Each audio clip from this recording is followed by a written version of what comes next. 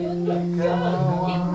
Ang aming dakilang Diyos, sa lahat ay hahayag, katapatan at kadakilaan mo, Jesus.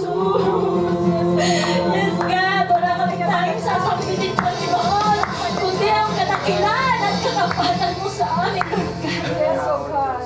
Hallelujah. Thank you, Jesus. Thank you, Lord.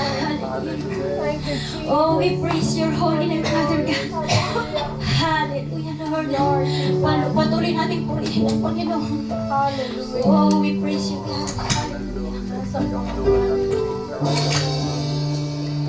Puri ka na. Sabi sa kanyang salita sa mga awit,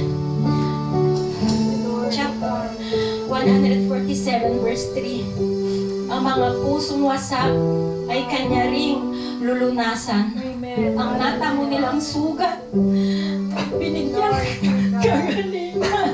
Glory to God. Hallelujah. Lord, pasagin mo ang puso namin, Panginoon. At sa ganun, Lord God, kauhawat ka namin sa aming pagpupuri, Lord God. Hallelujah.